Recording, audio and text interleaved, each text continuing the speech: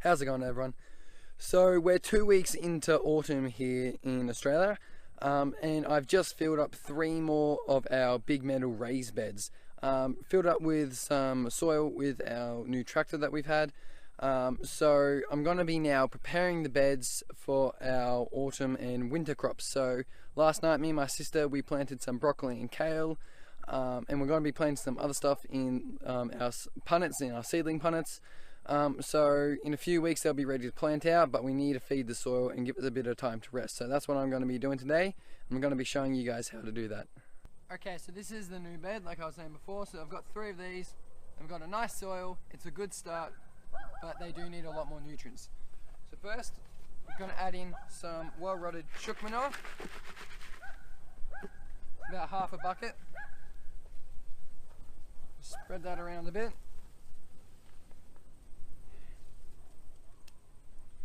Then I've got some blood and bone here. I'm going to add a good few handfuls, probably 2 really good handfuls.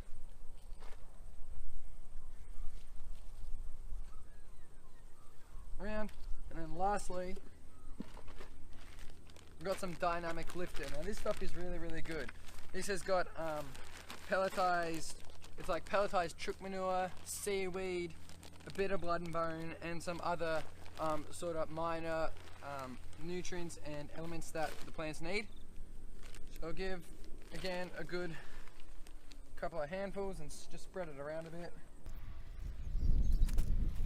Then I'm just going to use my pitchfork and just lightly dig it into the soil.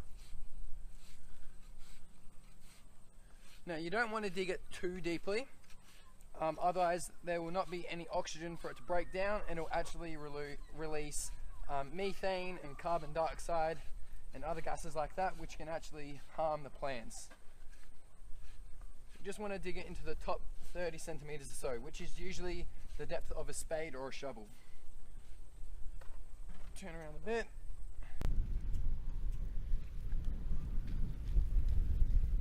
Okay, so now I've got like this worm casting and peat coir mix. So basically, I got a good few handfuls of worm castings, mix that in with about 2 or 3 times the amount of peat coir.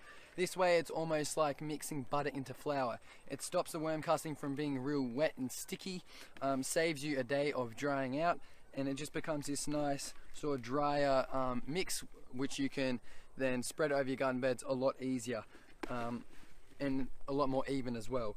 Then into that, because we're planting a lot of brassicas, I've mixed in a good handful of lime as well. So this way it will slightly raise the soil pH, and because brassicas like that, they'll grow a lot better.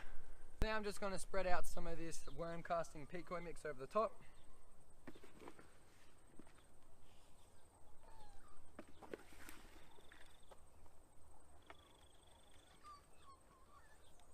Just give that a rough spread out. I'm not going to dig it in, I'm just going to leave it on top.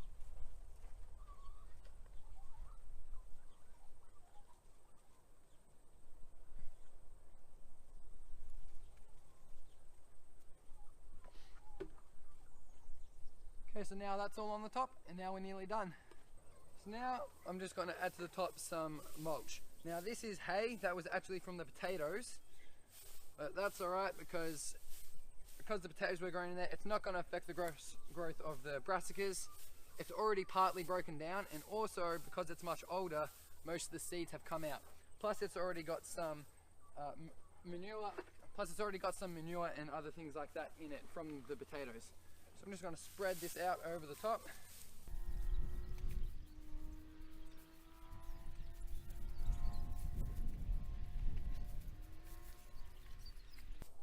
So this will stop the bed from drying out, so it retains its life. So all the microorganisms and worms and other things, they won't dry out and die, and the soil will be really nice, viable and healthy when we plant out the brassicas. Now finally, I'm adding in some worm tea. So this is when you just water in your worms and all the leftover juice that you get out from the tap. This all comes out. I collect all of this and then I dilute that down to a watering can at a 1:10 ratio. And this is really good stuff. It's already got some worm castings and stuff in it. And so I'm gonna water this over the mulch and bed, and that'll help to just build it up and start breaking down that mulch a bit more to create some humus for the plants to take up. Now we'll water this with the rosette off so any solids can easily get through.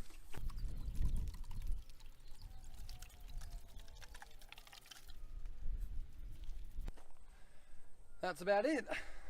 So that's one bed down. Now I'll do the other two pretty much the exact same way. Now it is really good, like a good practice and habit to actually feed up your beds about 2 weeks before. We'll really try and get it at least 2 weeks before you plant out. This is just because it gives all the, say, fertilizers or manures and compost and stuff to break down, especially the blood and bone if you use something like that, or bone meal, the same thing. So if you use that, it takes generally at least 2 to 3 weeks for the smaller parts to actually be able to be taken up by the plants. So that way, getting them in 2 or 3 weeks earlier before planting, it allows them to be broken down and allowed for the plants to take them up straight away. So yeah, that's why it's a really good habit to just get into that. So the plants can straight away take it up and get off to a really good and quick start. So that's about it, guys. I hope that you really enjoy that. If you like that, please leave it a big thumbs up, and if you have any comments or suggestions, leave it in the comments box below and I'll get back to you as soon as I can. And if you haven't subscribed, make sure you do. Click on that subscribe button to stay updated with future videos just like this one and whatever else I've got going on in my garden. Hope you guys like that, and I'll catch you next time.